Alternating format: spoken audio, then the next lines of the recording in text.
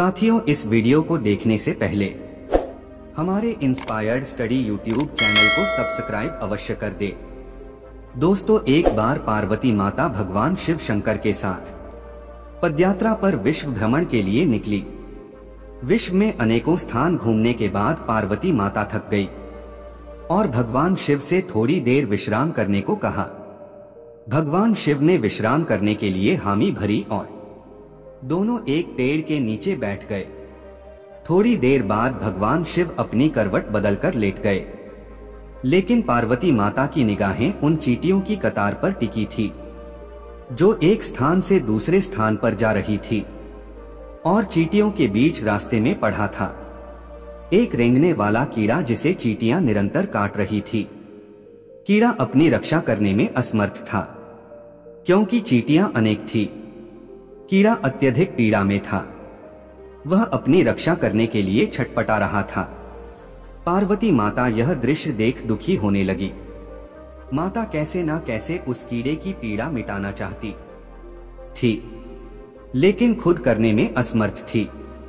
तो पार्वती माता ने कीड़े को इस समस्या से निजात दिलाने के लिए भगवान शिव से प्रार्थना की। भगवान शिव ने जब खड़े होकर उस कीड़े को देखा तो उन्होंने पार्वती माता को समझाया कि इस पर अपना ध्यान मत दो, यह किसी पीड़ा में नहीं अपितु अपने कर्मों का फल भोग रहा है। लेकिन पार्वती माता अपने कोमल हृदय से इस कठोर और पीड़ादायक दृश्य को देखकर काफी दुखी थी।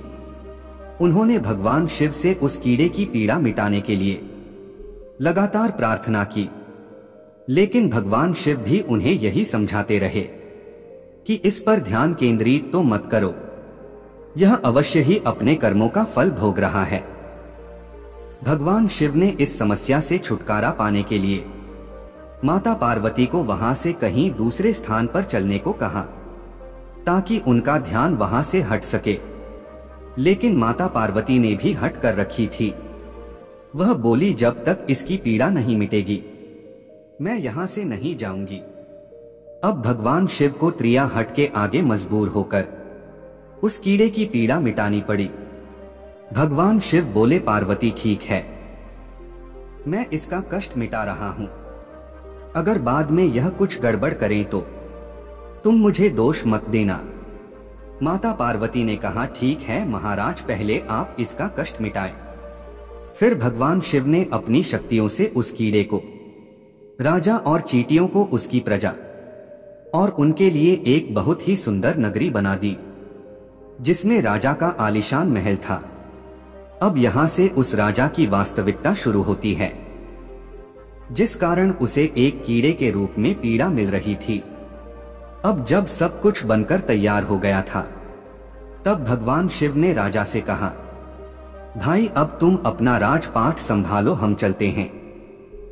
लेकिन राजा अपने व्यवहार से बड़ा ही घमंडी और एक चरित्रहीन व्यक्ति निकला।